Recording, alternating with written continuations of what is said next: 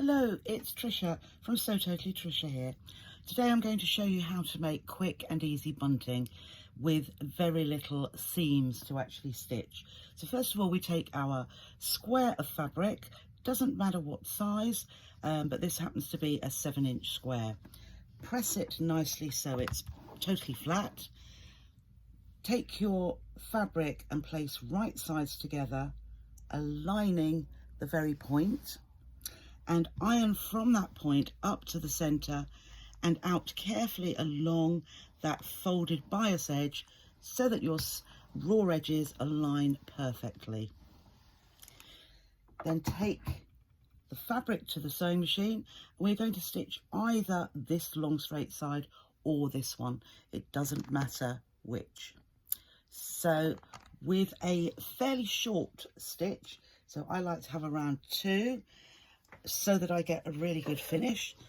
Then starting from the corner with the raw edge and stitching to the fold with a 1/4 inch seam allowance, so either using your patchwork foot or moving your needle to give you that 1/4 inch, and stitch down that long straight edge. I don't even trim off that corner because we like it to be or I don't reverse stitch, but I am going to trim at this corner.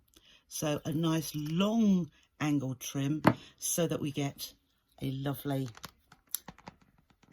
point when we turn it through. So here we have our triangle. We're now going to turn it through to the right side. So by putting your thumb into that corner point and pushing it through and folding it out. Now I folded the fabric originally diagonally and therefore have a crease along the fold. You could do it without ironing it to give that crease, but I found it more advantageous to have that crease line for when we actually press this flag now. So where my seam comes, I'm going to line that up with my crease that I pressed in originally. And then I'm just going to push the iron straight down that seam line and then out to those folded angled edges. As simple as that. Then with this excess piece here, we're going to open up our little pocket, tuck that in, flatten it down, and then we can get to those very corner points here, push that in and flatten, and the fold has gone into the pocket and our raw edge is totally aligned with the top of the bunting. So there is your bunting piece, and what we're going to now is insert that into a strip of fabric. So I have been doing some earlier, and all I've done here is actually take some sewing tape, 1 inch wide, and I've pressed that in half to give me a fold. And all I'm going to do is insert the tip of my bunting flag, so here, into that fold.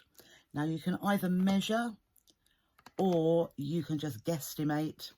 So I'm going to just pop my needle back down into where I stopped and just stitch along there, and then as soon as I've got to the end, I just open up my fold here, tuck the point at the straight edge into the fold, and gauge about 1 inch. If you want to leave a greater distance, entirely up to you, but I'm just going to stitch along there until my needle goes into the flag and holding it in place.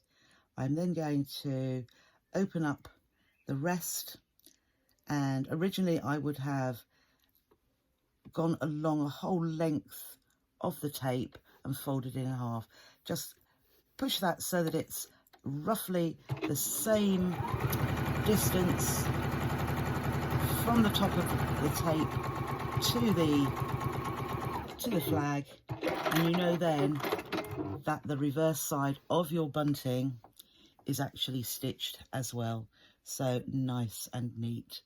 So here we have our Jubilee bunting in a very quick and easy way without measuring, too much cutting, just the squares. Enjoy your Jubilee celebrations, and I will see you soon with some more videos with quick makes from So Totally Trisha. Bye for now.